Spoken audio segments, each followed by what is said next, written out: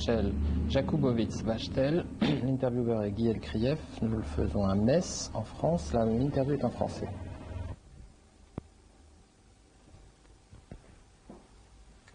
Donc nous sommes le 1er novembre 1996, je fais l'interview, je m'appelle Guy Krief, je fais l'interview de Rachel Jakubowicz-Wachtel, nous sommes à Metz, en France, et l'interview sera en français.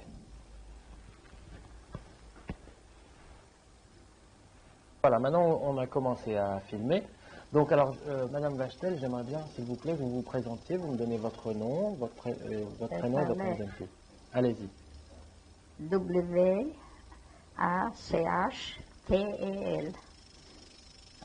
R-A-C-H-E-L.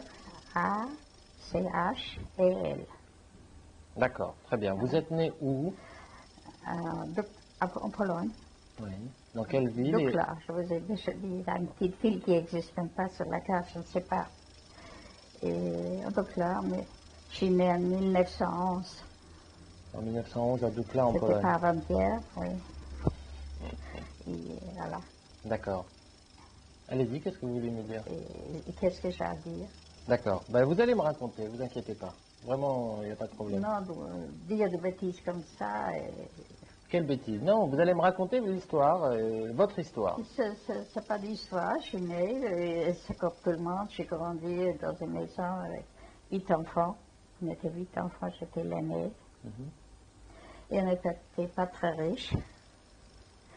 Et jusqu'à... J'avais 3 ans que la guerre a éclaté de 1914. Et on a pris mon père. Et ma mère, elle est restée avec des enfants et enceinte au 3e. Et voilà, c'était pas la belle vie. Il était jusqu'à 1918, il était militaire. Il était dans l'armée polonaise. Il fallait qu'il se débrouille avec 3 petits-enfants, qu'il nourrisse. C'est là qu'elle a commencé à voyager, mais je ne me rappelle pas plus. Mais je sais, elle a beaucoup voyagé. Elle a amené quelque chose, marchandise, a ramené autre chose pour pouvoir nourrir ses enfants. Et c'était un hiver, et c'était très froid, il a attendu toute la ville, le train, il ne s'était pas marché comme aujourd'hui. Il a attrapé froid, et comme il n'y a pas tellement de soins chez nous, elle a commencé à tousser, elle est tombée malade, les poumons. Elle était beaucoup des années, jusqu'à... Ça, c'était 1918. Et mon père, il est revenu 18. Elle a eu encore 5 enfants comme ça. D'accord. 5 enfants. Et mon père, il a commencé à travailler. Elle a travaillé, ma mère, elle a travaillé, elle a fait la pâtisserie. Elle avait un petit commerce comme ça. Et ça n'allait pas. Tout le monde a travaillé et c'était pas de luxe. Et après, moi je suis partie le 38. Non, pas le 38, je suis partie, j'avais 18 ans. Le 30. Au début de 1930, j'avais 18 ans et demi. Mais attendez, juste une question. Vos parents, en Pologne avant, est-ce qu'ils étaient religieux? Est-ce qu'ils pratiquaient le judaïsme? Ah oui, oui. Mon père était très religieux, ça se voit sur les photos. Oui, ma mère aussi, et les enfants, nous aussi. Et oui, jusqu'à j'avais 18 ans, 18 ans et demi. J'avais un oncle en Berlin. Il était marié, il avait sa femme et des enfants, mais comme c'était la pauvreté, il cherchait aussi, il est parti à Berlin, chercher travail. Et quand il a vu chez nous que ma mère, elle est tellement aussi à la misère, il m'a amené avec lui. Il a pensé que je pourrais me débrouiller là-bas. J'étais couturière, j'avais appris la couture. D'accord. Mais ce qu'on va faire, avant d'en arriver là, vous allez d'abord me raconter un petit peu... Il n'y a pas grand-chose. Non, mais ce dont vous vous souvenez de vos parents, en Pologne. En Pologne, ils ont... Comment était la vie? Mais je vous dis, c'était pauvre. On a travaillé, ma mère, on a eu une petite boutique de pâtisserie, on a fait. Ma mère, elle a fait tout, elle a tout fait, les gâteaux. Et mon père, il était religieux, je vous ai dit. Relieur. Mais c'était des livres religieux? Vous avez vu un livre, il m'avait fait un cadeau il y a 63 ans, quand je suis mariée. Oui. Il m'a fait enfin, en 1933, un cadre que lui-même il avait fait avec mon nom et tout. D'accord. Il reliait des livres Reliait, polonais ou des livres, en hébreu ou en... Tout, n'importe, tout. Il a travaillé au tribunal. Quand ils ont reçu les papiers, ils ont appelé mon père. Et mon père il est allé plusieurs semaines, il est resté. On fait la rentrée le soir, il a allé le matin. Et là-bas, il a travaillé, il a fait avec le maire. D'accord. Il a fait des livres pour eux, pour le tribunal. Et quand il y avait il avait faire des livres religieux, il a fait aussi. Il a fait des sido. Fromage. Oui, il a fait tout, il a tout fait. D'accord. Mais avec tout ça, et avec ça que ma mère, elle travaillait, c'était encore misère. C'était pauvre. Hein. D'accord. C'était difficile. Alors, c'est pour ça que je suis partie. Et est-ce que la vie dans la communauté, est-ce qu'il y avait une communauté juive? C'était rien dans la... C'était un village, rien que les juifs. Il y avait que les des non-juifs habitaient au dehors. D'accord. Samedi, ils sont venus, vous savez, allumer la lumière, enlever les listes, comme ça, tout. Ils ont travaillé, mais surtout les juifs, rien que des juifs, dans tout le village. Il y avait des moyens, il y avait des plus riches, des plus pauvres, comme partout. Comme partout. Mais Voilà. est-ce que les gens étaient... C'était que des juifs parce que les juifs voulaient être ensemble ou c'est les Polonais qui les Non, obligeaient? on a voulu être ensemble, on a voulu être cette communauté, on était très, si ça arrivait quelque chose, qu'il y avait un malade, il fallait aller, on allait. Très solidaire. Non, c'était très, non, on n'était pas obligés. D'accord. On n'était pas obligés, on était libres, mais il y avait un antisémitisme, quand même. Quel antisémitisme? Quand est-ce que vous avez vu C'est pour ça l'antisémitisme? que je voulais partir, parce que ils ont dit, vous ne comprenez pas, mais juge de Palestine, de juifs de Palestine. Pour la moindre chose, ils vous ont dit ça. Et quand j'ai entendu ça, ça me travaillait, pourtant je ne savais pas autre chose. Je n'étais pas ailleurs, mais je savais que ce n'est pas bien. Alors je suis partie. Je suis partie comme étudiant, un an, un visa pour un an. Et quand je suis arrivée là-bas, on m'a dit de ne pas aller à la gendarmerie, il ne faut pas déclarer parce qu'au bout d'un an, je suis obligée de partir. Alors, comme ça, je vivais comme ça 3 ans sans papier. Je n'avais pas de papier. C'était en quelle année ça? Hein? C'était en quelle année? C'était de 30 au début de 30 Oui. jusqu'au début de 33. Ah, il y avait déjà Hitler et les SS. J'étais plusieurs fois, ça m'est arrivé, j'ai risqué ma vie parce que je ne savais pas quoi faire. Heureusement, dans tous les misères, il y a quelqu'un, j'ai trouvé des amis. Une jeune fille comme moi, elle est venue pas sans papier, elle pouvait travailler régulièrement. Et son frère, il avait une fabrique de lingerie. Ils ont vu, comment dire, le rousir de porte à porte. Ils sont venus chercher le marchandise chez lui. Comme ça, elle m'a amené chez son père. Les gens très gentils m'ont pris une valise, m'ont donné rempli avec des linges. Ma copine, mon amie, il m'a montré comment il faut faire. Je ne savais pas. D'abord, je ne savais pas parler allemand. On a parlé yiddish. Enfin, on dit qu'on a parlé yiddish, on parle allemand. Ce n'est pas vrai. Ce n'est pas du tout la même chose. C'était à Berlin, c'est ça? C'était où en Allemagne? Non, j'étais à Berlin-Bijou. Oui. Mon oncle, lui aussi, il était sans papier. Il a allé demander, ils ont dit que dans la grande ville, c'est plus difficile. Que si j'irais dans les petites, peut-être ce serait plus facile d'avoir des papiers. Alors j'avais une cousine à Düsseldorf. Et je suis allée chez cette cousine, je ne la connaissais pas, elle ne me connaissait pas. Dis donc que je viens, m'a-t-elle dit que je viens. Je suis venue, même pas une fois. Mais je n'osais pas demander. Elle-même, elle était dans une situation, je n'ai pas compris, j'étais jeune. Elle avait 3 enfants, elle avait un petit magasin avec son frère, son mari, elle a voyagé. Toute la semaine, elle n'était pas là. Ils ne se sont même pas intéressés, ils n'ont pas demandé. Ils m'ont laissé comme ça, j'étais chez elle 2-3 mois comme ça. Après, ça passe des solutions. Alors, j'ai fait la connaissance de mon ami, que je vous dis. Elle m'a amené chez son frère. Ils m'ont dit que je dois commencer à travailler.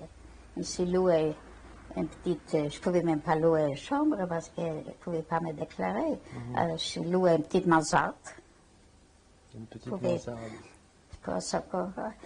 Et puis une petite mansarde. Je suis partie toute la journée. Ma maman m'a appris comment il faut faire. Elle dit, attends, j'irai 2-3 jours avec toi, après tu iras toute seule.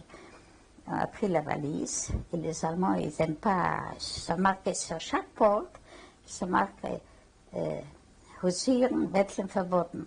Ça veut dire de faire porte à porte et demander se défendre. Oui. On n'a pas regardé, il a dit, fais pas attention, je te montrerai, j'irai avec toi les premiers quelques jours. Alors, on sonnait juste le matin. Il faut aller juste le matin parce qu'après-midi, quand les maris sont là, ils ne laissent pas rentrer. Et les femmes, ils aiment bien des bonnes choses. Alors, ma copine sonne, elle ouvre la porte, tout de suite, elle a voulu fermer. Mais avant de fermer la porte, elle a mis la valise entre la porte. Elle dit, on ne veut pas vous vendre, vous n'êtes pas obligé. Elle a parlé déjà allemand. Elle dit, vous n'êtes pas obligé d'acheter. On peut vous montrer. Si ça vous plairait, vous achetez. Sinon, mais la vie de filles naïves comme ça, on était naïves. Elle nous a laissé rentrer. Il y avait un sur deux ou sur trois qui ont acheté quelque chose. Et après, elle a allé avec moi comme ça. Et un jour, 2 jours après, maintenant, débrouille-toi, elle m'a dit. Elle a eu déjà ses filles. Et je me suis comme ça commencé à débrouiller. Et ça a marché? Et ça marchait juste pour survivre. Juste. Et moi, je suis partie pour aider mes parents, pour pouvoir envoyer l'argent. Ils s'en allaient pas. D'abord, j'ai peur. J'ai peur. Chaque fois que je sonne à chaque porte, j'ai peur que quelqu'un nazi m'ouvre la porte. Mais juste, je vous dis juste pour survivre. Je ne pouvais rien envoyer.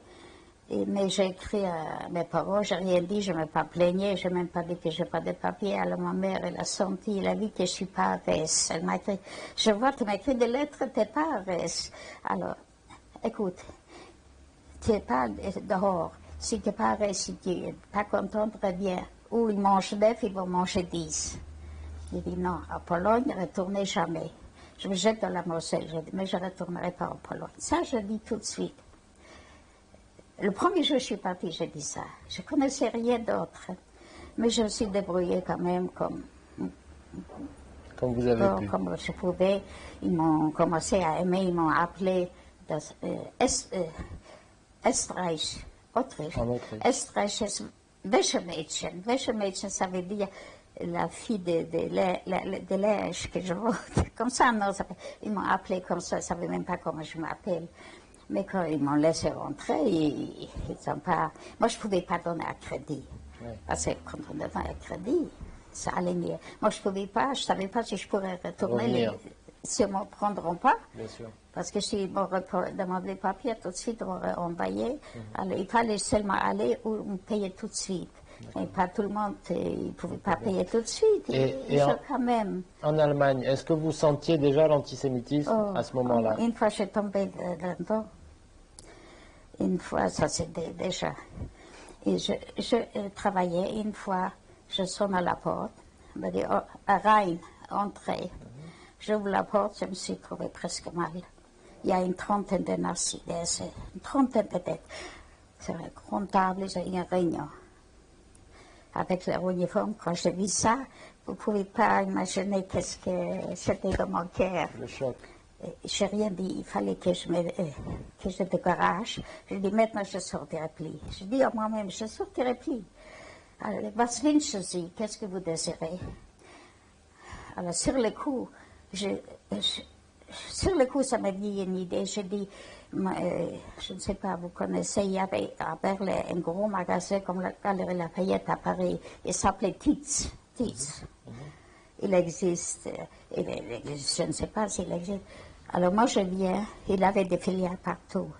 Alors je viens de la firme Tietz. On fait les faillites et tous les employés sont obligés de vendre les marchandises. Ça m'a venu à l'idée comme ça. J'étais naïve encore, mais il fallait que je me débrouille. Il parlait bien mal, j'aime pas parler allemand. Alors, il dit non, Dankeschön, wir brauchen nichts, on n'a rien besoin, merci. Oh, je voulais déjà entendre ce mot-là. Je suis sortie, je dis auf Wiedersehen, je suis sortie, mais d'abord je suis restée peut-être 5 minutes pour attraper le souffle. Alors j'étais sûre que je sortirais plus, ils m'ont dû montrer le papier. J'aurais été fini. Bien sûr. Plusieurs fois, ça m'arrivait déjà comme ça. Et est-ce qu'il y a eu déjà des fois où vous avez senti vraiment le racisme, la ségrégation, l'antisémitisme, où on vous a insulté ou des choses comme ça en tant que juif? En Allemagne, les femmes, il y avait des communistes. Il y avait même, ils m'ont raconté, une fois je rentrais, je sonnais, je rentrais. Une femme, j'étais la deuxième fois, troisième fois, elle a dit, voilà, maintenant, mademoiselle, Fräulein, venez, je vais vous montrer quelque chose. Elle m'amène dans une autre pièce, elle ouvre la porte, elle me voit l'uniforme de son fils, SS. Elle dit, vous voyez, même nous, on a peur. Parce que si on dit quelque chose, ils sont capables de nous dénoncer. Alors, je vous en prie, ne venez plus. C'est comme ça, c'était la vie 3 ans comme ça. Je vivais j'ai eu des cauchemars, des années après, j'ai eu des cauchemars. Bon, après 30, mon cousin l'a dit, une fois elle vient chez moi, elle m'a dit, écoute, ça devient dangereux maintenant. Ma cousine est déjà partie avec les 3 enfants, elle ne voulait pas te prévenir, ça lui faisait mal au cœur parce qu'elle ne pouvait pas t'amener, elle est partie en France. Et moi, je vais partir aussi, mais je ne vais pas te laisser tout seul. Je veux que tu pars quelque part. Mais je demandais où je dois partir. Elle dit, oui, nous avons il y a un cousin à Nancy, en France. Je ne connaissais pas, ce cousin. Moi, je donnerai une lettre. Chez son frère, il avait une sœur à Nancy. Sa sœur. Le mari de sa sœur. Il donne une lettre. Il a écrit là-bas que je viens ou qui je suis, qu'il doit m'amener chez mon cousin, il s'appelle Chaim. Il savait comment il s'appelle, mais il ne savait pas où il habite. Il dit, elle te dira déjà. Mais jusqu'à je suis arrivée de Nancy, à Nancy, bon, il a pris quelqu'un, je crois, puis il devait payer rien que maman, pour qu'il me mette jusqu'à sa brique dans le train. Je suis arrivée à minuit à Nancy. J'ai pris un taxi, j'ai donné les lettres, l'adresse, je ne savais pas parler français, j'ai donné l'adresse, il m'a amené jusqu'à la porte de chez cette femme. Et moi, j'ouvre la porte. Elle m'a ouvert, elle était effrayée. Je n'ai rien dit, je n'ai pas parlé, j'ai donné la lettre. J'ai donné la lettre, ouvre la lettre. Ah, Chaim, il travaille pour moi. C'était une femme, son mari, il avait une fabrique de pantalons. Et la femme de mon cousin, elle a fait les pantalons. Lui, il a fait le marché. Mais avec tout le travail, je dis, ils étaient aussi très pauvres.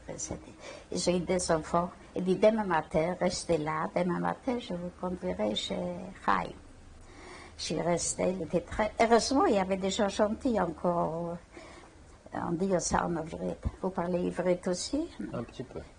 Il dit, באמצע הדרך יש עוד חברים טובים. C'est ça comme ça, j'ai Sur trouvé la route, encore. il y a des amis, Oui. des bons amis.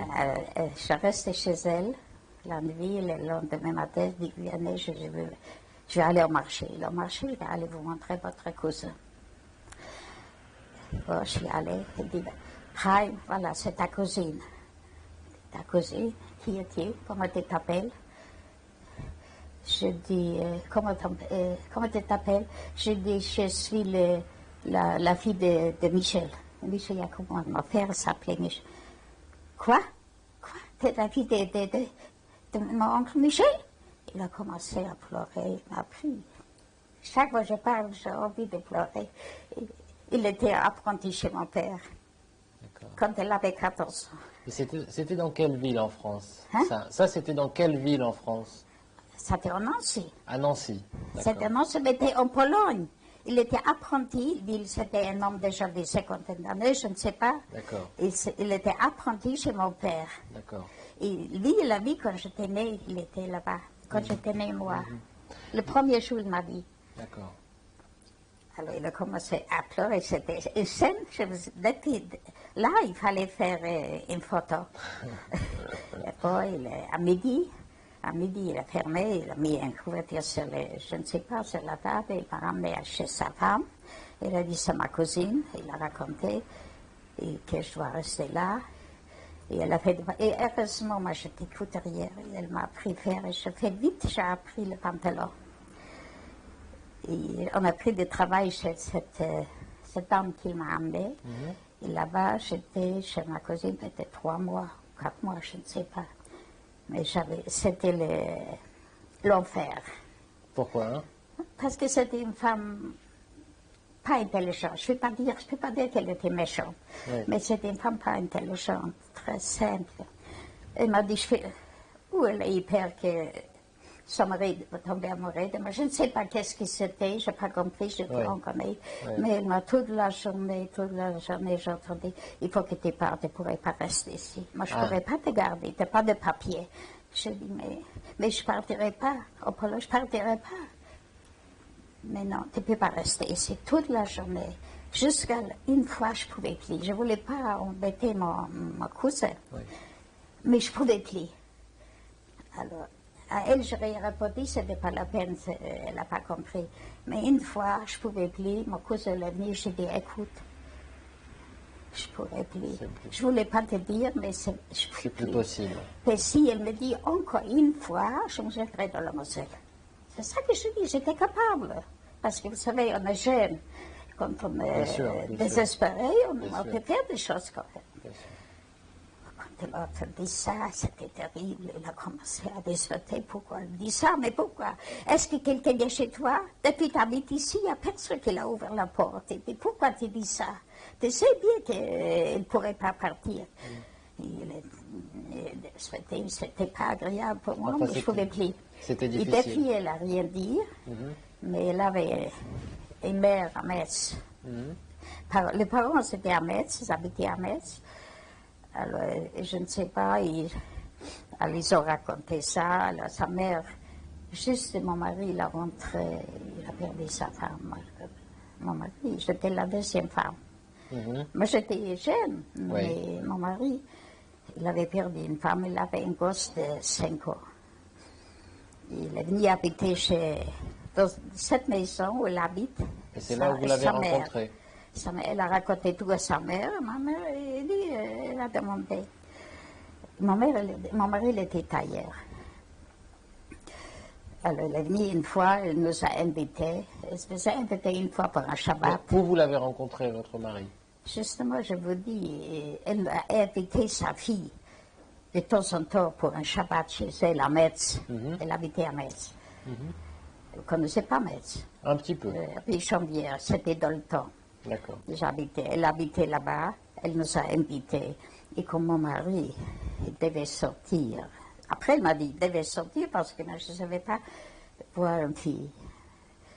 Alors, il a amené le gosse, elle avait 5 ans, elle l'a amené chez cette femme, s'il peut le garder quelques heures. Quand il ouvre la porte, il demande à la dame s'il peut garder la gosse. Elle dit, bon, bien sûr, mais je vous présente ma fille. Et ça, c'est une cousine qui est venue maintenant d'Allemagne. Et mon mari a laissé la fille, je ne sais pas, et il a demandé moi si je veux sortir. C'est une histoire, je ne vous dis pas. C'est comme ça que vous l'avez rencontré. C'est comme ça que vous l'avez rencontré. Alors bon, je suis rentrée, je suis sortie, il était jeune encore. Mon mari, il avait 10 ans plus que moi. Moi, j'avais 21, lui, il avait 31 déjà. Alors, en route, jusqu'à me demander si je vais aller au cinéma. Ça va finir déjà? Non, non. J'ai dit oui, je suis allée où il a voulu. Et en route, il m'a tout raconté, toute sa vie. Il m'a raconté. Il m'a demandé au cinéma si je voudrais me marier avec lui. La première fois, tout de suite. La première rencontre. La première rencontre, c'est incroyable. Hein? Moi, j'étais tellement naïve. Et d'un côté, j'étais contente de sortir de cet enfer. Ça, sinon, je devais rester seule dans la rue. Je ne le connaissais pas, mais on m'a dit, cette femme m'a dit, elle est très gentille, de renseignements, elle a appris qu'elle était très dévouée, très bon mari.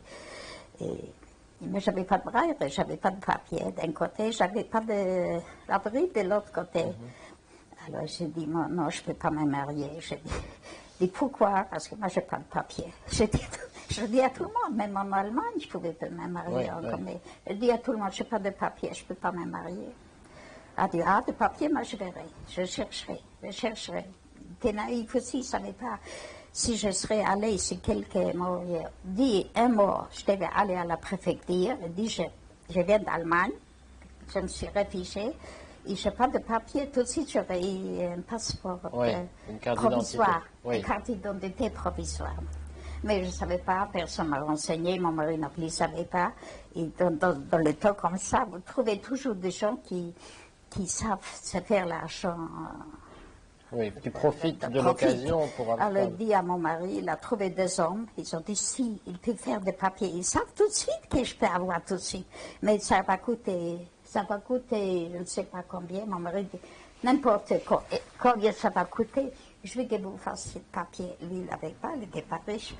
Ils ont commencé peut-être 15 jours comme ça.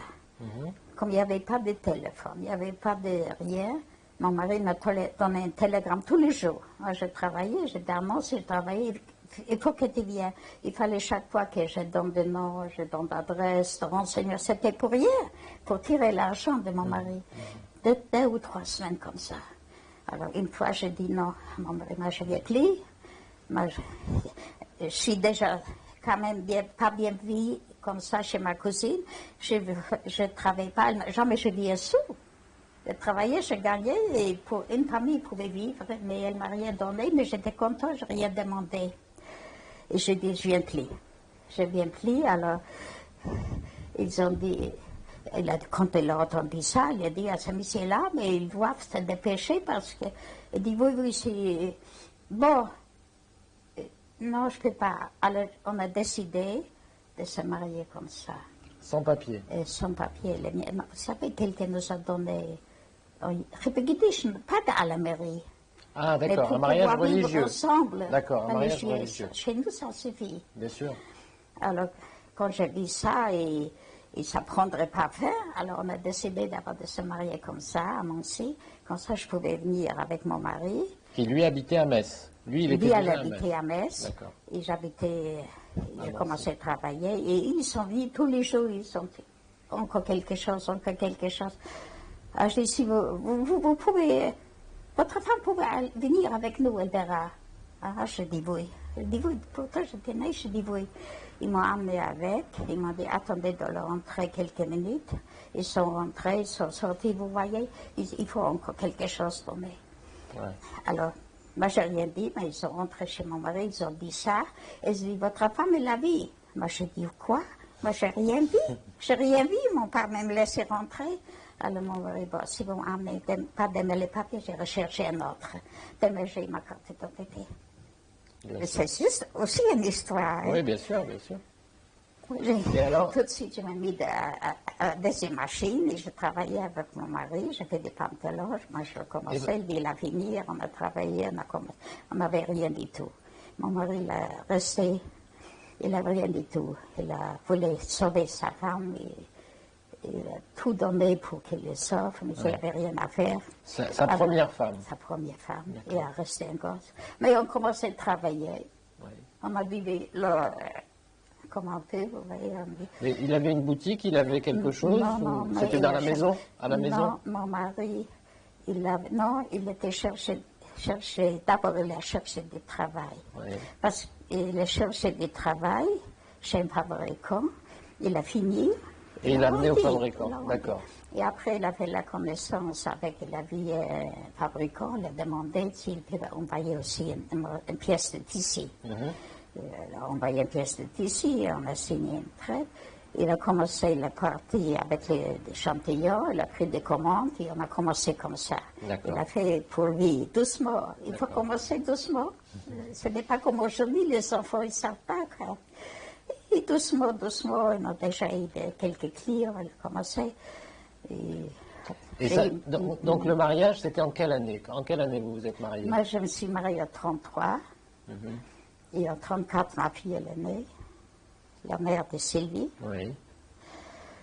Et moi, je pleurais. Tous les jours, je pleurais quand j'étais mariée. Avant, je ne pouvais rien faire. J'ai dit à mon mari, moi, je deviendrai malade, je vais aller voir pour mes parents.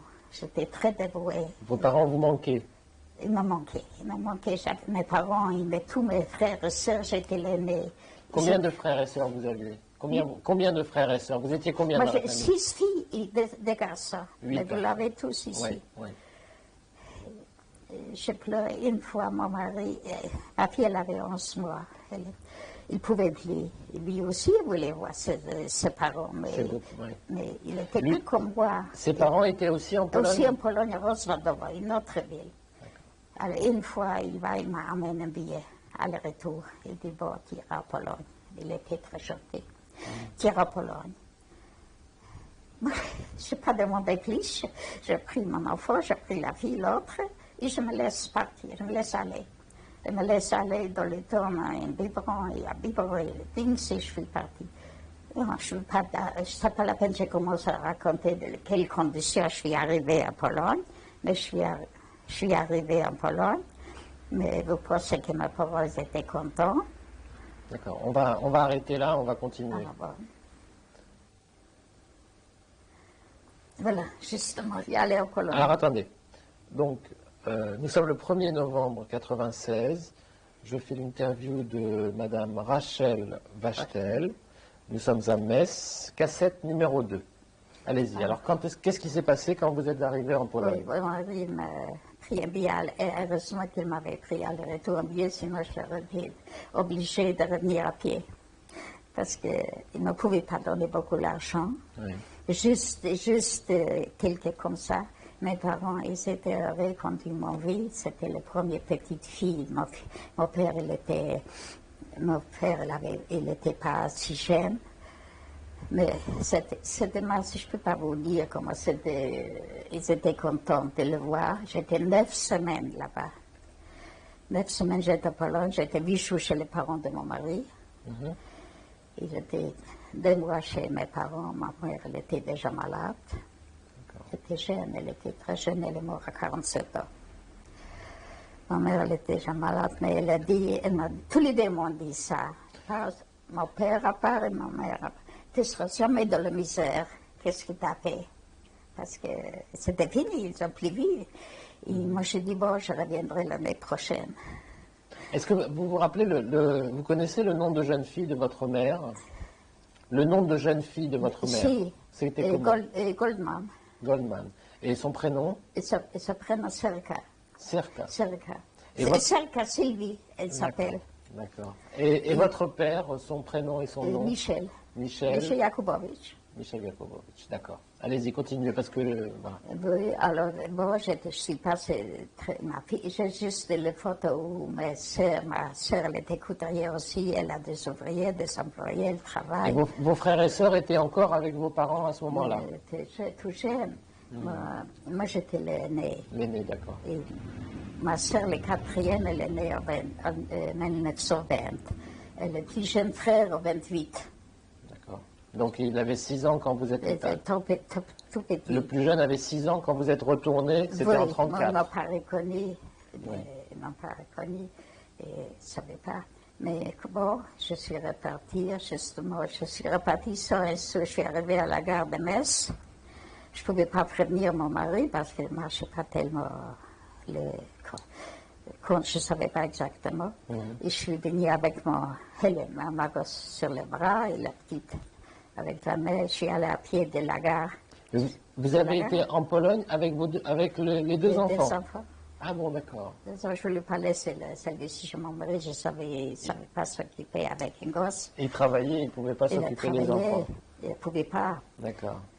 Et je suis rentrée et je dis à mes parents, l'année prochaine peut-être, si tout va bien, je reviendrai. Je vis les joies.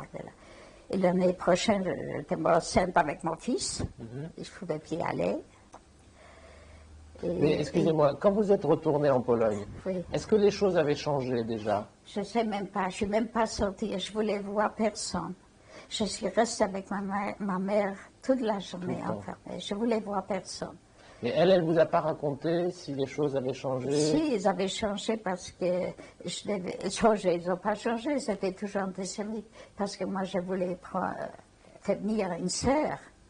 Mais ça me coûtait beaucoup d'argent. Mon mari, il a trouvé quelqu'un, il a payé, qu'il fasse un contract, un paysan, que lui, elle sera déclarée chez lui. Moi, je paierai tout.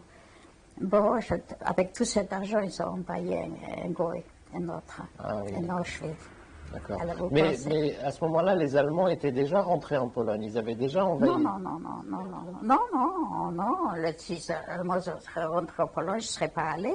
D'accord. Les Allemands sont rentrés à 38, à 39, comme ici. Parce que mes sœurs, elles sont parties, 38, je crois aussi. Ils sont partis, quatre sœurs. Quatre sœurs, ils ont laissé. Et moi, j'étais déjà là. Il y a la petite, les frères et les sœurs, nous restons avec mon père. Ma mère, elle était déjà morte. Elle était déjà morte. Et on restait là-bas. Et après, j'ai entendu qu'ils ont pris 50 enfants, 150 ou 50 enfants. Ils sont tous fusillés. Tous fusillés. Il y a quelqu'un qui l'a soulevé, l'a raconté. Il a fait un trou et les amis les ont fusillés. Et jamais j'ai entendu. Et ça eu des cauchemars toujours. Et mon père, il était mort. On ne pouvait pas écrire, on pouvait. Et mes sœurs se sauvaient en Russie. Ils étaient 5 ans en Russie. Mais ce n'était pas agréable là-bas non plus.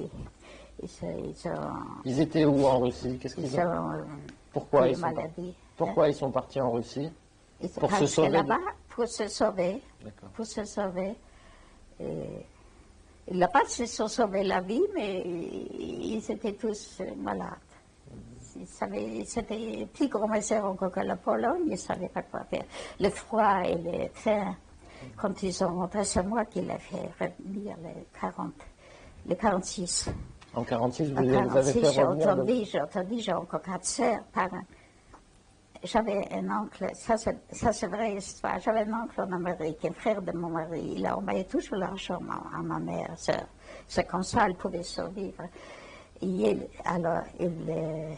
sœurs, ils ont eu l'adresse après la libération, ils ont eu l'adresse de mon oncle, ils ont écrit à lettre qu'ils sont en Russie, ils sont en Russie, maintenant ils vont attendre encore un petit peu, ils ne savent pas où aller. Et ils ne savent pas, personne, ils ne savent pas si je suis en vie ou mon mari ou le parent, rien. Vous n'avez pas de nouvelles. Et moi aussi, j'ai eu l'adresse de mon oncle. Et de la France, j'étais à Saint-Benoît, près de Poitiers.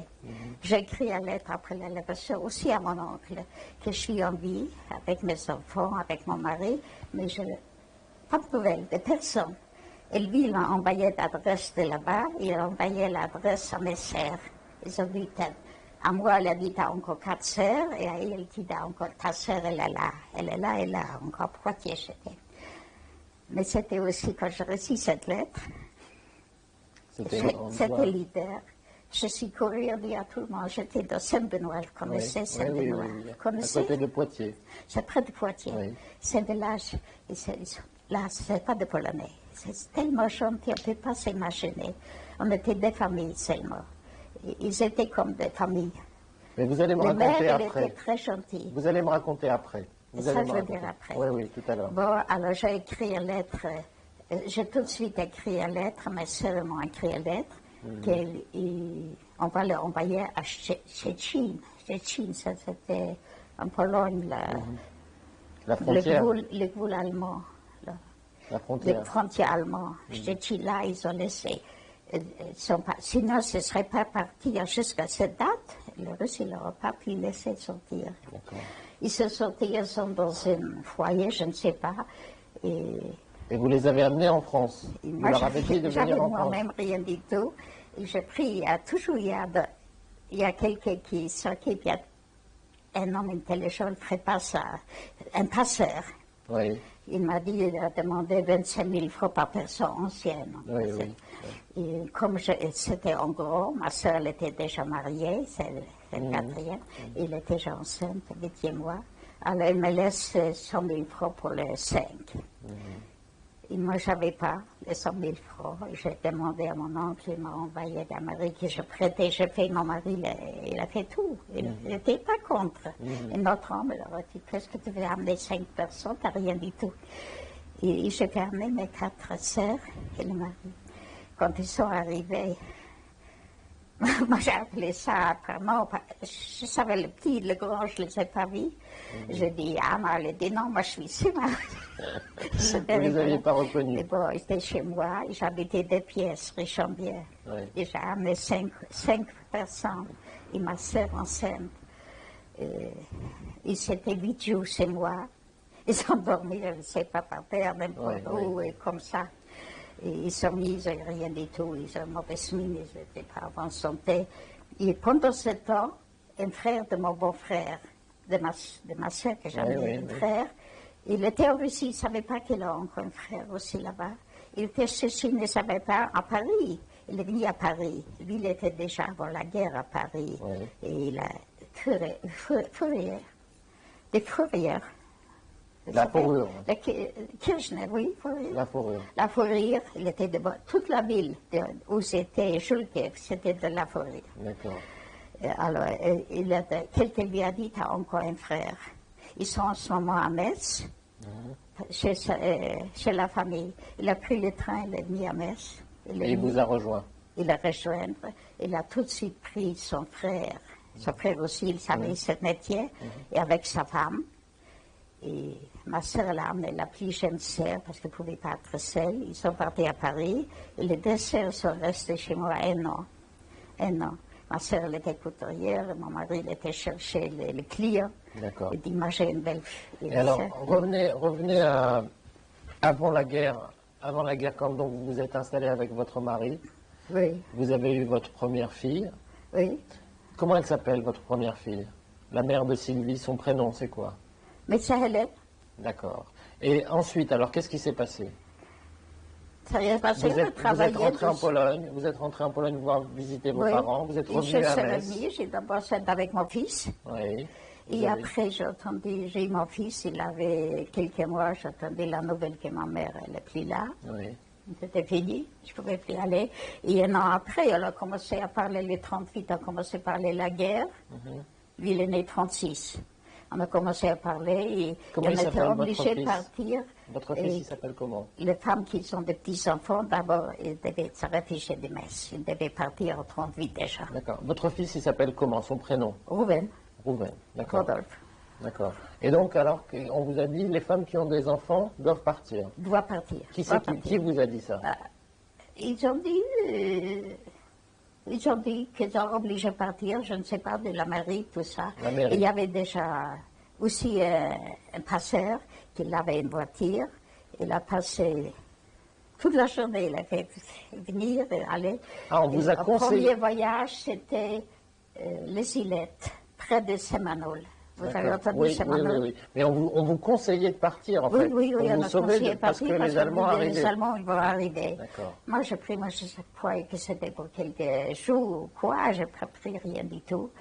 Heureusement, les hommes, ils devaient rester, parce que pour aller faire service militaire, je ne savais pas. Mon mari n'a pas fait service militaire parce qu'il était, après les lunettes, ils l'ont libéré, c'est comme ça, il pouvait venir chaque fois me ramener quelque chose. Mais il est resté encore à Metz, il a travaillé, il a resté à Metz, et moi, on a dit, on était peut-être une centaine de familles. On était à les Ilettes, ils nous ont donné une pièce comme ça. Et après, on nous a, chacun, je ne sais pas, chaque famille, ils ont envoyé une lettre qu'il doit se réfugier où il y a un Poitiers, Saint-Benoît. Mais qui vous donnait ces lettres? Qui vous envoyait ces lettres? Qui vous disait Oui, d'aller de la mairie, là-bas, de la mairie de Metz? certainement. D'accord. De la mairie qu'on doit aller, nous on a envoyé qu'on doit aller à Saint-Benoît. D'accord. À côté de Poitiers. Heureusement que tout le monde était déjà parti, mais il y avait une famille qui est restée, on était unis, et pendant ce temps, mon fils est tombé malade. Il avait 3 ans. Tombé malade, on ne savait pas quoi faire, la famille, il y avait un jeune homme, 18 ans, il a allé à Semanol, il a amené un médecin, il a dit, il avait 40 fièvres, il ne savait pas qu'est-ce que c'est. Et c'était l'hiver, on était dans une petite pièce non chauffée, la glace, elle est fondue comme ça de la mire. Heureusement, l'autre famille dit non, on ne partirait pas sans vous, on va rester. C'est la seule famille qui est restée avec moi, sinon je ne sais pas qu'est-ce que j'aurais fait. On est resté peut-être 1 mois comme ça. 3 jours, il était entre la vie et la mort. Et après, il s'est prononcé que ça commençait à... Quand on doit vivre, vous savez, quand on est de vie, il a dit après, vous avez la chance parce qu'il a peur qu'il a quelque chose dans la tête. Mais il était hors de danger. Et il a commencé à aller mieux. La famille est restée avec moi, peut-être 2 mois. Et après, quand ça allait tout à fait bien, on est parti ensemble à Saint-Benoît. On est arrivé à minuit à Saint-Benoît. C'était en quelle année, ça, donc? C'était en quelle année? Oui. C'était en 39. En 39, d'accord. On arrive à Saint-Benoît, on arrive à la gare. Il dit, on ne vous attend pas maintenant, il y a déjà des mots, vous devez venir. Maintenant, je ne sais pas où vous logez. Alors, je dis, je ne pouvais pas venir, mon fils était malade. Mais maintenant, c'est lundi, je ne vais pas réveiller les mères. Mais qu'est-ce que je vais faire avec des familles? L'autre famille, c'était aussi 5 personnes. Il y avait des filles et un fils. Il a quand même téléphoné à la mairie, chez le maire. Il a réveillé, il a raconté, il est arrivé 10 personnes et avec des petits-enfants, il ne sait pas où les loger. Alors, il a répondu qu'il y avait un café à côté. Côté de la gare, un café qu'elle a dit à cette femme qu'elle nous loge. Pendant la nuit et le matin, quand elle viendra le lendemain, elle va nous loger. Et comme ce n'était pas des Polonais, c'était des gens gentils. Il nous a reçus comme de la famille. Ils les vous ont enfants, accueillis chez eux? ils sont couchés avec sa fille. Le petit, elle a couché. Moi, elle a pris avec elle. Je n'ai jamais vu ça. Et après, elle nous a dit, on n'a jamais vu des Juifs. On nous a raconté des Juifs, mais on a pensé que les Juifs, ils sont de cornes, sont comme des diables. On n'a jamais vu les Juifs. Mais vous êtes comme nous, ils ont dit. Ils sont attachés, se sont attachés comme la famille après. Et à côté, il y avait une villa. Les gens sont réfugiés, je ne sais pas plus loin. Le maire nous a donné cette villa. Il nous a donné avec la famille. Il nous a donné une maison. Il était gentil. On était 1 an presque là-bas ensemble. Et après. Et votre mari, à ce moment-là, il était où? Mon mari, il était avec moi jusqu'à 40. D'accord. Jusqu'à 40, il a travaillé un peu. Et après, un bon jour, mon mari, il allait tous les jours, il allait à Poitiers. Il aimait bien à pied, c'était 4 kilomètres. D'accord. Et une fois, il part à Poitiers, au bout d'1 heure, on le voit de retour. Il dit, qu'est-ce qu'il y a? Il dit, c'était déjà, c'était un grand, pas bon, et bonne nouvelle. Pendant l'envie, on a déporté, on a fait un rafle avec beaucoup de cheveux. Et à partir de ce jour-là, on a déjà hyper. On a dormi, il y avait encore dehors, c'était l'été. On a dormi la nuit dehors, et dans la journée, on était là. Et les fils de cette famille, ça a tout de suite commencé à occuper. Il y avait zones occupées et non occupées. On a resté encore un peu de zones occupées. Et après, on a resté, je suis allé travailler un petit peu porte à porte avec les enfants, les filles de cette famille, les ont eu mon âge, les filles mariées. Et ça, on s'est débrouillé, on a vécu comme des sœurs, on fait des prières, mais les fils, ils ont commencé à occuper pour nous faire... Pour faire passer en zone libre. D'accord. Mais alors, votre mari, quand il est revenu de Poitiers, il a dit qu'il y avait eu une rafle à Poitiers. À Poitiers. Il commence contre les Juifs. Les 5 heures le matin, ça commence. Et ils ont emmené tous les Juifs. Tous les Juifs. De Poitiers. Les hommes d'abord. D'abord les hommes. Les femmes, ils sont pas touchées. Est-ce qu'il vous a dit si c'était des Allemands ou des Français qui ont fait la rafle? C'est des Allemands. C'est les Allemands. C'était pas les Français. Vous vous rappelez pas? Je ne sais pas. Ça, je ne peux pas vous dire parce que je sais après chez moi comment ça se passait. Et alors, mon mari est parti. Mon mari est parti tout de suite à Limoges. Je te dis par quelqu'un parce qu'il ne pouvait pas écrire qu'il est à Limoges. Il était rentré chez un tailleur, il a travaillé. Moi, je suis restée avec les 3 enfants et avec cette famille parce que le monsieur de la famille, c'était un homme âgé. Je vous dis, il avait les enfants à mon âge. Ouais. Alors, il y avait un fils. Ils ont eu un fils de 18 ans. Vous vous rappelez du nom de cette famille? Oui, Spiegelman. Spiegelman. Oui, je le connaissais avant la guerre encore. Alors, le fils, il a dit qu'il veut partir aussi, mais avant de partir, il veut nous faire traverser les zones libres. Il a pris un paysan, il a payé, je ne sais pas, avec les cheveux, on a passé les zones libres. Et on n'a pas, il nous a dit, il nous attendait, on a rentré dans une, je ne sais pas, où il y avait des chevaux, dans ce marché, il nous a laissé. Il dit qu'on reste là jusqu'à le lendemain, et on verra. Il dit, il est parti. Il est parti en Italie, il s'est sauvé, parce que sinon il serait parti. Et pendant on est dormi comme ça, ils ont eu une fille qui a eu un choc des Allemands. Elle est devenue un petit peu folle. Elle a travaillé à la mairie, mais quand elle est en allemand rentrée, elle a eu un choc. Alors la nuit, elle se promenait, elle est descendue, elle se promenait dehors, et il y a une police qui l'est passée, elle dit, qu'est-ce que vous faites là? Elle dit, on a bien arrivé de s'en occuper. Et là, alors, où vous êtes là? Elle dit, Madame Vachtel, elle n'a pas appelé les parents. Madame Vachtel voulait descendre, il y a un policier là-bas, il demande quelque chose. Alors son père dit, voilà, la folle nous a déjà trahis maintenant. Dutrier, c'était un homme de Dutrier, restez tranquille, moi je descends, je fais ça régler. Je suis descendue, j'ai montré les papiers, il a dit, bon, vous irez avec moi. Et il a dit à l'autre famille, il manque ici un fils. C'est les Français qui ont dit ça. Ouais. Il manque un fils. Ils ont dit, je ne sais pas, il est parti, mais je ne sais pas où. Alors nous, ils nous ont laissés libres. On pouvait louer quelqu'un, et ils ont envoyé à Rivesaltes. Qui ils ont envoyé à Rivesaltes? C'était des Français qui ont fait ça. Ouais. Ils ont envoyé la famille Spiegelman? La famille Spiegelman à Rivesaltes. Ils m'ont écrit lettre qui... Et moi, j'ai pris, c'était déjà les tickets dans le temps. Ça va finir? Non, c'est bon. C'était des tickets, j'ai envoyé, j'ai acheté un peu de pain, j'ai fait un petit paquet, j'ai envoyé. Et après 2 semaines, ils m'ont répondu à lettre, Madame Vachel, c'est pas la peine, ça revient tout moissé, on jette quand même, et vous privez de vos enfants, n'envoyez plus. Et après, j'ai entendu qu'ils l'ont déporté tous. Ils étaient tous déportés.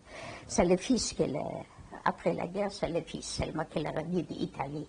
Il était là-bas prisonnier, il a passé beaucoup de choses.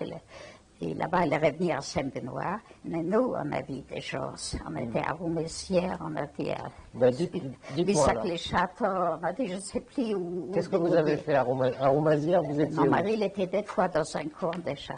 Il a eu la chance. Quel camp? Vous vous rappelez dans quel camp il a été? Je ne me rappelle pas quel camp, mais il n'était pas directement dans le camp, mais ils ont ramassé dans une maison. Une centaine de Juifs, je ne sais pas. Et les Allemands, ils ont donné un ordre. Il faut m'envoyer demain ou après-demain 50 Juifs. Alors ils ont dit, qui a un enfant français qui s'élève. Alors tous ils se sont levés. Après il a dit 2 enfants, ils se sont levés aussi. Après il a dit 3 enfants. Alors pas beaucoup se sont levés. Alors ils ont laissé libre. Ça veut dire que les enfants, ils ont sauvé leur père. Et le reste, ils ont déporté. C'est-à-dire que mari, il était libre. Ouais. Des fois, ça l'arrivait comme ça. Après, ils l'ont envoyé travailler à Roumassière dans une fabrique de tuiles. Et là, il pouvait me ramener. Moi, j'étais aussi dans un collège avec une amie aussi. Des femmes, rien que les femmes. Et c'était un camp tenu par des Français? Par les Français. Pas par les Allemands? Non, pas par les Allemands. Mais on n'était pas libre, on ne devait pas sortir. Justement, elle était tout petite, la mère. Vous vous rappelez le nom du camp? C'était quoi? Non, là où vous étiez, vous? Ma fille, elle sera celle de Paris, je vous dis. Elle se rappelle plus que moi. On était pas maltraités, mais c'était comme dans un camp. Et elle ne savait pas où est son mari. Moi, je ne savais pas où est mon mari. Moi, j'étais avec mes 3 enfants. Et une fois, mon mari, il m'a dit que je peux venir. Parce qu'il était travail là. Il pouvait faire venir sa femme et les enfants. Ils nous ont donné une chance. Vous savez, c'est une maison pour des ouvrières qui travaillaient. Et ils vous ont laissé partir du camp? À moi? Oui, ils ont laissé. Si mon mari le demandait, qu'il devait m'amener, oui, ils ont laissé, c'était des Français. Et on était, je ne sais pas, jusqu'à 44. Mais c'était où? Alors, là où était votre mari? Roumassière. À Roumassière. À Roumassière, il y avait 2 fabriques de tuiles. Il y avait 4 familles juives seulement. 2 familles, ils ont travaillé dans une fabrique. J'avais une famille avec moi, on était ensemble, et le mari, ils ont travaillé dans cette fabrique. Et tout à coup, Ils étaient très gentils. Même à la police, il y a des gentils, des Français et des pas gentils. Il y a un chef qui était un Hitler. Il y a un sous-chef qui était très gentil. Alors, il a dit à sous-chef qu'il doit dire aux Juifs, les 4 familles, qu'ils doivent rester, les hommes doivent rester à la maison cette nuit-là. Il les a prévenus. Il les a prévenus. Alors, lui a dit ça, on savait qu'est-ce que ça veut dire. Il a prévenu.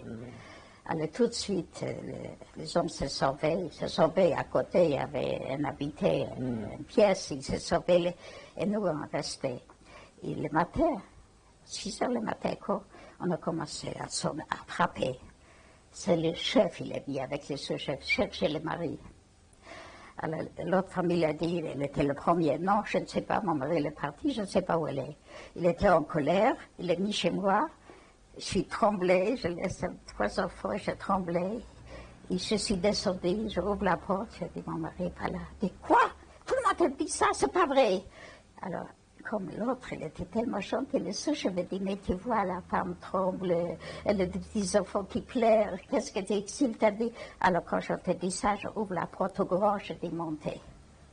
Alors, tu vois, il t'a dit, montez, il n'est pas là, il est parti, mais en colère, il est parti. Mon mari l'a entendu, ils ont entendu, l'autre, c'était le mien dans l'appartement à côté. Ils sont partis, alors, dès qu'il a le fabricant, c'est fini? Non. Le fabricant, il était aussi, le patron était très gentil. Il y a un, l'autre, non. L'autre n'était pas gentil. Il a dit, moi je vous placerai quelque part. Il a placé mon mari avec l'autre, avec le voisin, dans le bois, chez un paysan. Il a donné là-bas, ils ont dormi dans le tournis quelque part. Et 2 fois par semaine, je suis allée avec l'autre dame porter le manger. Et votre mari donc se cachait à ce moment-là? Caché là-bas. 9 mois, il était dans cette voie-là chez les paysans. La nuit à minuit, il est rentré chez les paysans. Comme ça, il travaillait. Moi, j'ai porté chaque fois, on a eu encore un drap. Il a fait teindre, mon mari, il a fait des pantalons bleus pour le paysan. Il a gardé, il a donné un petit peu de pommes de terre des fois. Et il payait le paysan pour qu'il le cache? Non, on n'a pas payé, mais il a fait travailler dans le bois quelque chose dans la journée. Et tous les jours, il travaillait avec le paysan? Oui. Et tous les mois, moi, j'étais le professeur, j'ai coupé les cheveux au monsieur et à mon mari. Mais c'était bien, enfin, aujourd'hui, on raconte comme une histoire. Et 9 mois comme ça, c'est pas un jour. Et quand c'était la libération, quand les Américains sont débarqués, malheureusement, ils ont attrapé, il y avait quelqu'un qui a dénoncé la résistance là-bas, qui s'était beaucoup. Et mon mari et l'autre, il a vu, ils se sont cachés dans le... Vous savez, il y a un machin où l'eau coule dans la rivière comme ça. Un canal? Non, quand l'eau coule, il y a une rivière court. Il y a un petit comme ça. Un ruisseau? Vous ne voyez pas ici, c'est à la campagne, on voit ça. Ils se sont cachés là-bas, ils ont mis des feuilles, tout ça, des branches, ils se cachaient, ils ont entendu des cris, comme ils ont tué la résistance. Comme ça, il y avait un juif de Thionville qui a 3 enfants. Ils l'ont tué comme ça. Ils ont eu une mort terrible.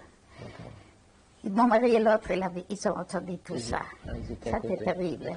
Mais une chose, quand la guerre a commencé en France, en 1939, est-ce que vous avez vu une différence dans la vie? C'est-à-dire, est-ce que ça a changé? Comment vous avez vu? Tout de suite. Vous ne pouvez pas savoir parce que moi, je suis partie à 1939. Et est-ce que vous vous rappelez quand on a demandé aux Juifs de se faire recenser, d'aller s'inscrire à la mairie comme Juifs, on a porté, je portais aussi, on a porté les toiles juives, si. On a porté, quand on était dans les zones occupées, mais les enfants sont allés à l'école. Mais j'étais obligée de porter des toiles. Alors Hélène, ma fille, elle a pleuré, elle ne voulait pas. Elle était le seul juif de l'école. Alors, la maîtresse, on a vu qu'ils étaient gentils, les Français. La maîtresse, quand elle vient arriver, ma fille avec les toiles, elle a dit tout de suite, elle savait qu'est-ce que c'est. Elle a dit tout de suite aux autres enfants, vous savez, il y a un homme méchant, qui est très méchant, qui dit de porter, mais vous devez le respecter. Quand vous verrez quelqu'un qui porte ça, vous devez respecter. Elle a tout de suite appris. Alors le lendemain, tous les enfants sont venus avec une enseigne. N'importe quel, ils se sont mis pour être la même chose. Mais ça, je peux dire, ça c'était très gentil. Fini. Alors, nous sommes le 1er novembre 1996. Nous faisons une interview de Madame Rachel Wachtel, cassette numéro 3. Nous sommes à Metz. L'interview est en français. Voilà. Alors, quand la guerre a commencé en France... Je veux dire, on est parti à Gillette, près de Saint-Manoul. Et de là-bas, on est allé à Saint-Benoît. Et on est resté jusqu'à la première heure. Quand est-ce que vous avez vu les Allemands, ou alors les Français, les gendarmes françaises, la police française? C'est la police française qui l'a fait tout. C'était le Vichy. C'est eux qui ont commandé. Ils ont envoyé la famille à Rivesaltes. C'est eux, c'est pas les Allemands. Ils étaient à Rivesaltes jusqu'à les Allemands, ils l'ont déporté. D'accord. Mais on n'a pas mis des Allemands en zone là-bas. En zone libre, oui, en zone libre. Mais quand vous étiez à Saint-Benoît, à Saint-Menou, etc., tout le temps avant de passer en zone libre, quand est-ce que vous avez vu les Allemands? Comment ça se passait? Mon mari il est déjà pris là, il était pris là quand on a dit ce qui se passait à Poitiers, il était sauvé. Mais chez nous, il n'y avait pas des Allemands encore. Mais quand ils ont dit les Allemands vont venir, tout le monde, même les Français, ils ont tout vendu, ils ont tout tourné, ils ont eu peur que les Allemands vont prendre. Ils ont eu tellement peur comme nous. Ils ont eu peur comme nous. Moi, qu'est-ce que je pouvais avoir plus peur? Qu'est-ce que je pouvais faire? Je ne pouvais rien faire. Ils étaient là. Il y a des Juifs qui ont même font le commerce avec les Allemands, à Poitiers. Ah oui. Et les Allemands acceptaient de faire du commerce avec les Juifs? Je sais, je connais, qu'ils ont fait des marchés avec et les Allemands sont venus acheter. Ils ont fait des affaires, de bonnes affaires encore avec des Allemands. Mais après ça commençait à devenir dangereux et on est parti dans les zones occupées. Les zones occupées, on était un peu tranquille, on ne savait pas où aller. En zone libre, vous voulez dire? En zone libre. Oui. On ne savait pas où on était, on n'avait pas l'argent. Mon mari est parti travailler, il a travaillé, je ne sais pas, Limoges quoi. Bon, je ne sais pas, ça, comment je vivais, comment je passais, je ne peux pas vous dire. C'est le miracle. C'est le miracle si je suis revenue avec mes enfants. Parce que comment je vivais, mais je peux vous dire qu'ils nous ont beaucoup aidés. Il n'y a pas eu de rafle autour de vous? En zone occupée, en zone libre? Non, en zone occupée.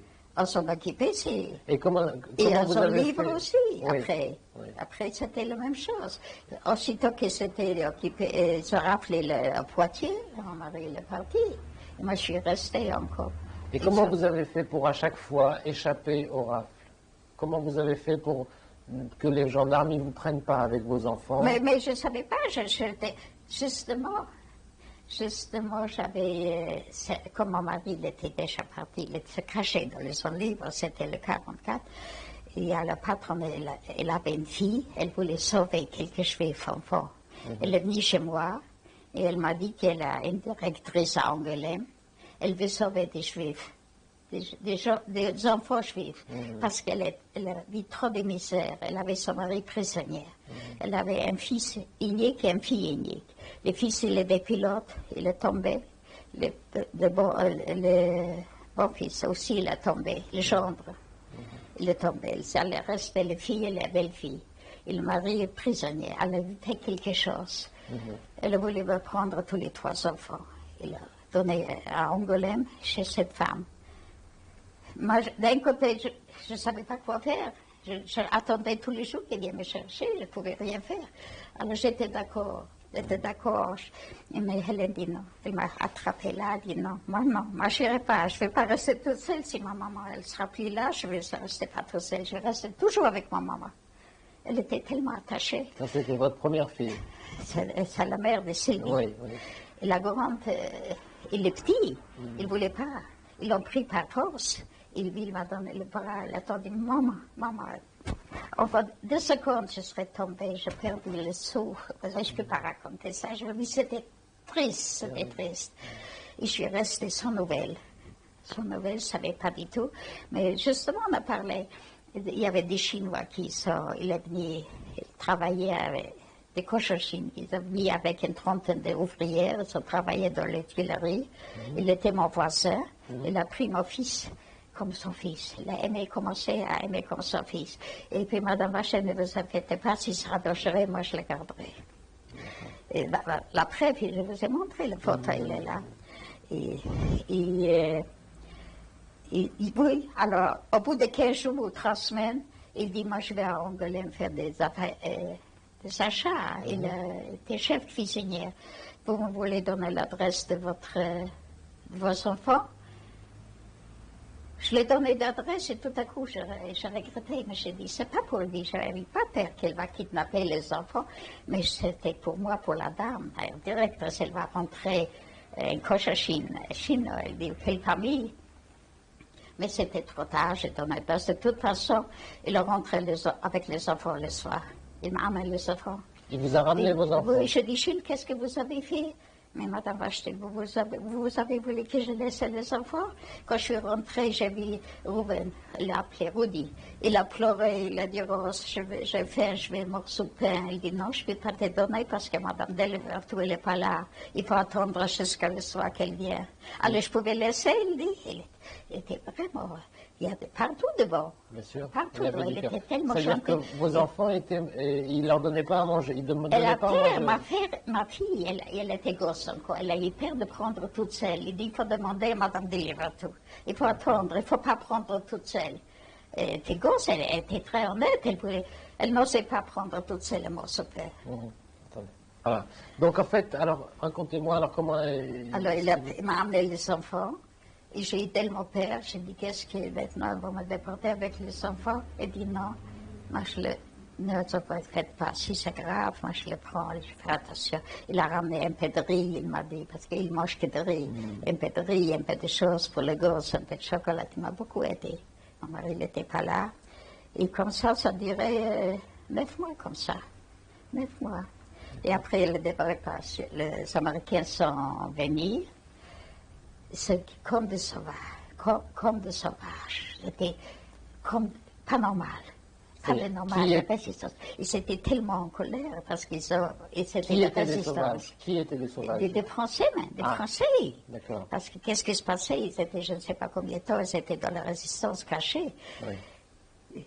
Devant moi, j'ouvre la porte, devant moi, il passe des Allemands. Ils passent devant moi avec des fusils. Et tout à coup, je les vois, boum, boum, ils sont par terre. Encore maintenant, je pense pas comment ça pouvait arrêter. C'est dans la télévision, on peut voir ça. Ils disent, madame, que je leur raconte que quelqu'un me fait de mal ou quoi, quand on a dit quelqu'un collaborait avec les nazis, tout de suite ils l'ont tiré. Ils n'ont pas demandé le juge, rien. Ils ont tiré tout de suite sur le coup. Ils étaient des vrais sauvages. Et voilà, et mon mari il est resté encore peut-être 8 ou 15 jours après la revenir. Et je ne l'ai pas reconnu quand elle est revenue. Pourquoi? 9 mois, vous êtes caché dans une grange. Ouais. Et on a peur de sortir, on voit devant le ciel, on voit le mort devant le ciel. Tout le temps, ils ont vu, ils peur tout le temps. Moi-même, quand je suis tournée, je tournais ici quelqu'un là derrière moi qui est un Allemand. On a vécu avec le père. Mais quand elle est revenue, quelques semaines après, on ne pouvait pas rentrer à Metz encore. Parce qu'à Metz, il était occupé encore avec des Allemands. Mais quand on pouvait rentrer, mon mari il est venu des fois. Il est venu voir si on a encore quelque chose, si on a où rentrer. Et pas toute l'année après. Et après, on a resté peut-être un mois encore. Et la mari, il nous a beaucoup aidés. Le maire, il était très gentil. Il nous a donné un wagon à disposition. Il m'a donné un buffet, table, 4 chaises et 2 fauteuils. Tout ce qu'il avait, il dit, les enfants, ils sont partis, ils ont tout laissé. Il ne sait pas à qui c'est, il nous a donné d'amener. Quand vous êtes arrivé à Metz? Quand je suis arrivé à Metz, parce qu'on a retourné à Saint-Benoît, de où on allait, parce qu'on a vécu à Saint-Benoît peut-être un an ou deux. Et le maire, il était très gentil. Il était tellement gentil. Et comment ça s'est passé après la guerre? Donc, quand vous vous êtes réinstallé à Metz, Après, on est venu à Metz, on n'a rien eu, on est allé à Domaine, mon mari est allé à Domaine, demander quelques les clientes, on n'avait rien du tout. Il y a un petit buffet, un vieux buffet, ça, il fallait remplir encore de paix. Et doucement, mon mari, il a commencé, on a eu déjà je connaissais un fabricant, on a travaillé avant la guerre, j'ai écrit une lettre, il nous envoyait tout de suite des pièces d'ici. d'accord, donc vous avez recommencé à travailler tout de suite. Et on n'a pas payé. Il nous a, il nous a donné pour 2 mois à payer, une traite, 2 mois. Et si on ne pouvait pas payer 2 mois, il nous a prolongé encore 1 mois. Et l'accueil de la population ici à Il Metz? commençait doucement, il n'est revenu pas beaucoup. D'accord. Ils sont revenus malheureusement 50%, sans moitié déchirés. Ou les femmes sans mari, ou le mari sans femme, ou sans enfant. C'était rare, il n'y avait pas beaucoup qui étaient ensemble. Qui sont revenus avec la famille complète? Pas complète. Ouais, c'était rare. C'était très rare. C'était très rare. Et l'accueil des Français à Metz, quand ils vous ont vu revenir, comment ça s'est passé? Est-ce que vous avez senti toujours l'antisémitisme, les gens qui ont collaboré étaient toujours là? Non, après on n'a pas eu peur des Allemands, mais il fallait se débrouiller pour vivre, pour commencer la vie. Doucement, tout de suite travailler avec mon mari, doucement, et après, je dis à mon mari, maintenant ça va encore, quand il fait des pantalons, il t'a acheté à la maison, mais quand il a pris, il y avait des tickets encore. Et quand tu seras libre et tout, on ne viendra pas chercher chez toi, on ne viendra pas jusqu'à Richambier. Il y avait des jardins, toute la rue était de grossistes, des juifs. Elle dit, il faut chercher un magasin. Alors, j'ai commencé à chercher un magasin. J'ai trouvé un magasin vide comme ça, les carreaux cassés, tout vide. On a allé, on a pris ce magasin. On n'a pas acheté, on a pris comme papa. Et on commençait doucement à l'arranger. Et en 49, je l'ai ouvert. Et rien du tout. Avec rien.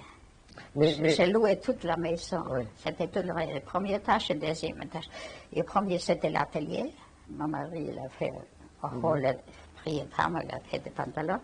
Et moi, à moi, on m'a installé doucement, je cherchais où trouver le bon marché, des regards, tout ça. J'ai pris des vieilles tables et j'ai fait un comptoir, j'ai caché avec le linoléum, comme ça, j'ai fait comme je pouvais. D'accord. Mais dans la ville, comment ça s'est passé après la guerre? C'est-à-dire, c'était tout détruit, il y avait une partie de la ville qui était détruite, les gens étaient un peu... Les gens, chacun cherchait comme ça à commencer. Parce que je me rappelle quand j'étais assise, c'était l'hiver, quand j'ai ouvert mon magasin, c'était l'hiver, on ouvre la porte et dit... Mais qu'est-ce qu'il y a à vendre ici? Il dit, il y en aura beaucoup bientôt, il y en aura de tout. J'ai dit, il n'y avait rien du tout, même pas un pantalon. Il n'y avait rien du tout, mais il y en aura du tout, vous verrez, dans 15 jours, il n'y en aura rien du tout. Et mon mari, qu'est-ce qu'il pouvait me donner? Des 3 pantalons, 4 pantalons, ça ne se voyait pas. Ouais. Et après... mais encore une fois, dans la ville, est-ce que vous avez remarqué, comment vous avez ressenti les choses une fois que la guerre était terminée? Oui. Qu'est-ce que vous avez ressenti? Comment... Rien, on a fallu recommencer. Il fallait recommencer. Et on a doucement recommencé, doucement. Et après, doucement, j'ai rempli mon magasin, parce qu'il y avait un fabricant, il connaissait seulement la fille, il connaissait Nathalie Hess. Non. C'était formidable, son père. Il avait une fabrique, peut-être une centaine d'ouvriers. Il est livré dans toute la France. Il est venu chez moi, il a dit, je vous donnerai aussi des pantalons et vous me les payerez comme vous le vendrez. Il est venu tous les mois, il m'a beaucoup aidé. Et après, j'ai commencé à recevoir l'adresse de Paris. Enfin, ça a bien marché. Après, ça s'est développé. Dès 53, ça commençait à marcher. Et après, ça marchait. Et on a bien travaillé. Je n'avais pas des employés, j'avais seulement un apprenti. D'accord. Pour conclure l'interview, pour finir l'interview, est-ce que vous avez envie de dire quelque chose à tous les gens qui vont regarder cette cassette? Est-ce que vous avez envie de dire quelque chose par rapport à cette période sur la guerre? Est-ce que vous avez envie de donner un message par rapport à vos petits-enfants, à vos enfants? Est-ce que vous avez envie de leur dire quelque chose de précis sur la période de la guerre? Mais Une leçon. J'ai à peu près raconté, de temps Non, en temps, mais je raconte. en conclusion, un message de conclusion pour dire quelle est la leçon de toute cette histoire. Et qu'est-ce que je devais dire? Eh bien, justement, c'est ce que je vous demande. Qu'est-ce que je devais dire? Qu'on a souffert, on a passé une terrible période, 5 ans de guerre, et où on ne savait pas qu'est-ce que sera le lendemain. On a vécu de jour en jour comme ça avec le père. Et qu'est-ce que je pourrais raconter? J'évite tellement de raconter aux enfants. Qu'est-ce que je pourrais raconter? Pourquoi vous avez évité de raconter? Parce que c'est pas agréable. Vous savez, heureusement, ils ne sont pas sentir, ils ne se rappellent pas beaucoup, heureusement. Ils ne savaient pas, mais c'était terrible. C'était terrible. Et tous les moments, on pouvait les perdre, on ne savait pas. Et de se faire prendre aussi. On a pris beaucoup. Ils ne sont pas revenus. Justement, ma belle-fille, elle a traduit un livre de quelqu'un de son ami. Après, il était déporté. Sa mère était déportée, son père et elle. Son père était déporté, elle est revenue avec sa mère. Il a rencontré un monsieur on a déporté sa femme et son enfant. Ils se sont connus, ils se sont mariés. Il a commencé à écrire une lettre. Tous les jours, qu'est-ce qui se passait? Il était dans le camp, il était déporté. Un journal. Dans le journal. Et presque 100 pages, il a fait. Je ne sais pas, pour avoir la tête, et tellement de dire avec le nom. Et après, cette fille, c'était pas c'est la belle-fille, c'était la fille, mais elle aimait tellement son père qu'elle a cherché quelqu'un pour traduire ça en français. Et quelqu'un l'a trouvé, ma belle-fille. Elle était tellement intelligente, elle a écrit un livre aussi. Elle a traduit, elle dit, bon, je te traduirai. Avec moi, toute seule, elle ne pourrait pas. Moi, il fallait dire en français, lire en yiddish. Et c'était dire, parce qu'il y a des mots qu'on ne prononce plus maintenant, que je devais travailler. Et on a travaillé plus qu'un an de ça. Elle a fait ce livre, elle a sorti le mois dernier, elle est sortie. D'accord. Elle a vendu. Et alors, l'original, elle a donné à Yad Vashem. Yad Vashem. Et bien, la cassette qu'on est en train de faire, elle va être... Elle a fait un livre de le reste. D'accord. La cassette qu'on est en train de faire, elle va être aussi à Yad Vashem, elle va être aussi dans beaucoup de... Elle pourrait vous dire, elle existe, ils sont un magasin meuble. Dites-moi, pour l'avenir, qu'est-ce que vous avez envie de dire pour l'avenir, pour le futur? Qu'ils ont meilleur avenir que moi. Qu'est-ce que je peux le dire? Qu'ils ont meilleur avenir. Mais pour le moment, on ne voit pas tellement grand-chose. L'avenir est... Qu'est-ce qui se passe maintenant en Israël et partout? Pas très bon avenir. Mais j'espère, je le souhaite, qu'ils auront un meilleur avenir que moi. D'accord. Bon, vous voulez rajouter quelque chose ou on a terminé? Qu'est-ce que je peux dire en plus? Non, ben je vous demande. Vous voulez, ça y est, c'est terminé, non, vous n'avez plus rien à dire? Je termine avec ça. D'accord. Eh bien, merci beaucoup, madame. Pas de quoi. Merci. Parce que sinon, ça vaut la peine de vivre de vie comme ça. C'est pas intéressant. Il y a plus... il y avait des moments qu'on a pris on a cherché, on a pris quel mort hier. Ça aurait été une meilleure solution. C'était tellement triste, vous couchez, vous ne saviez pas qu'est-ce qui se passerait demain. Mais vous avez survécu. Avec le père. Vous avez lutté, vous avez survécu. Vous avez lutté, vous vous êtes battu. Oui, mais vous ne pouvez pas faire autrement. Mais c'est ça, vous ne pouvez pas faire autrement. Donc, je dis plusieurs fois, j'ai vu la mort de ton monsieur. Donc ça servait Une fois, je cherche le manger pour mes enfants, mon mari n'était pas là, acheté un vélo, son frère. Sauf que les Allemands étaient là déjà. Il fallait que je cherche. Et moi, je vais avec le vélo et je devais descendre le côte et je ne pouvais pas freiner. Et je vis vis-à-vis qu'il arrive. L'officiel monte la SS, tout sur les chevaux, ils sont venus. Et moi, je ne pouvais pas m'arrêter, je suis tombée près de chevaux. Il est descendu tout de suite, il ne savait pas que je suis un juif, heureusement. Un officiel descendu, mademoiselle, vous n'êtes pas fait de mal? En allemand, je dis, ah non, je l'ai levé, j'avais mal partout, je l'ai levé, je me sauvais. Plusieurs fois, j'ai vu le mort de mon monsieur. Et si ils auront su que je suis un juif, heureusement, ils n'ont pas reconnu. Non, on a vivait, c'était terrible, c'était terrible. D'accord.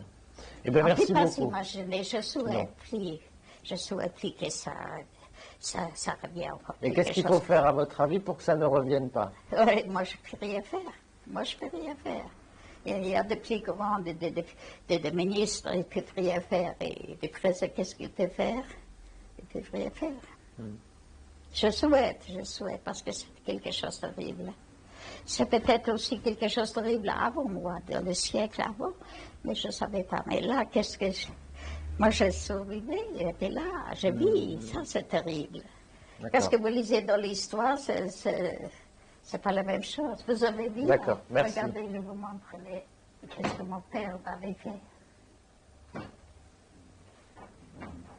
Oui. Il est déjà chaud. Je l'ai jamais, j'ai eu peur de toucher. C'est déjà tout chaud, c'est 63 ans. Et je garde D'accord. comme Attendez, souvenir. attendez. Bon, alors, donc, est-ce que vous vous rappelez qui est sur cette photo? En quelle date? À quelle date elle a été prise? Et où est-ce que c'est? Ça, je ne peux pas vous dire. Ça, c'était pris le 30... Non, c'est en 27. Il y a marqué 27 dessus. Mais c'est où elle a été prise et qui est sur la photo? Ah, c'est Douglas. Et qui est sur la photo? Je suis à gauche. Maintenant, Allez-y, allez-y. tout à gauche, c'est en haut, c'est moi. J'avais 16 ans. C'est ma mère en bas. Et elle tient le petit frère, le tout petit. Vous voyez, le gosse. Oui, oui. Et puis, le deuxième, en haut, c'est ma petite sœur.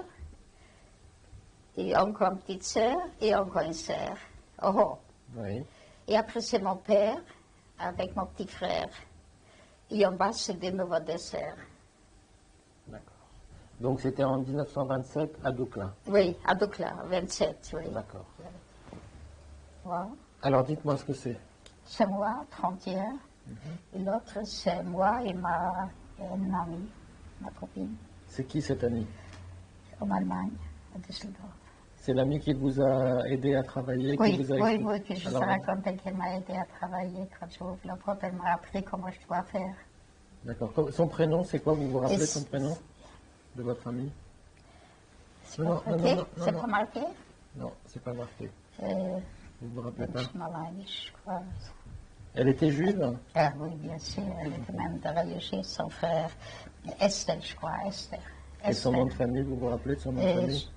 je me rappelle la famille, pas elle, son frère. Ah oui, Sterling. Sterling. D'accord. Donc Ça, c'était à c'est dur de se Düsseldorf, ça. rappeler. Ça, Ça, c'était- c'est à Düsseldorf. D'accord. Dis-moi, qui est sur cette photo? Ça, c'est ma mère et mon petit frère, Votre plus jeune frère. plus jeune.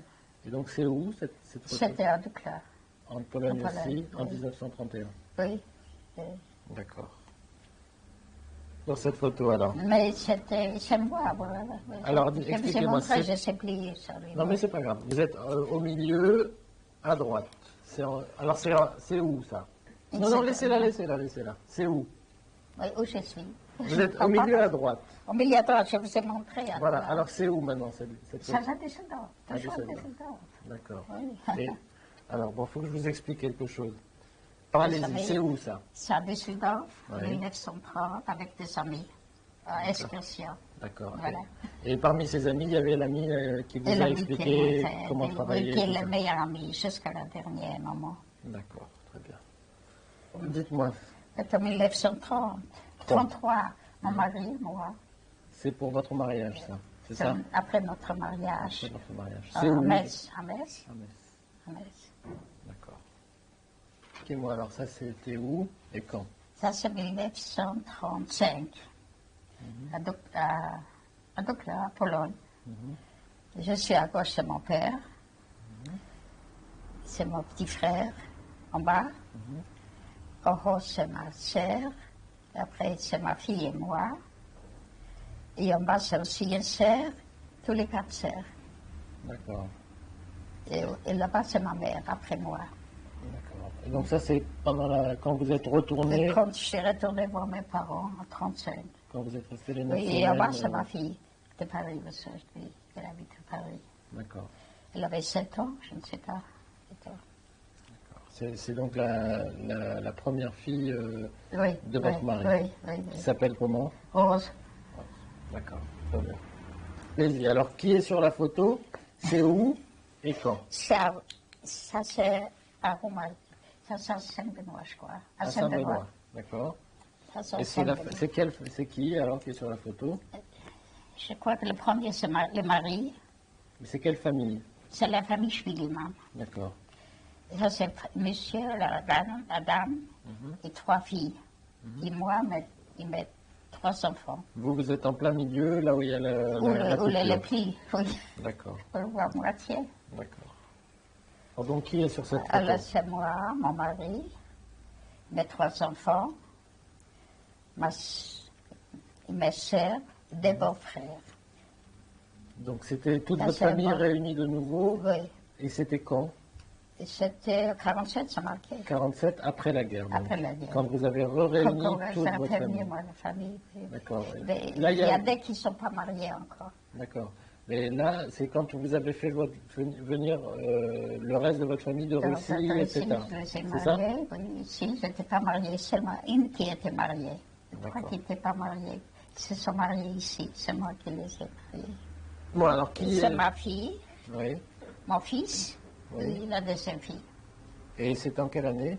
Et c'était en quelle année, En 63. Ah, c'était quand il avait fait le bar mitzvah. Quand 63. À 63. Oui. Donc c'est vos trois enfants. Ah oui, il est né en 50. Oui, oui, c'était à la bar mitzvah. Donc c'est Des vos trois enfants des fils. en 63. Oui, en 63. D'accord.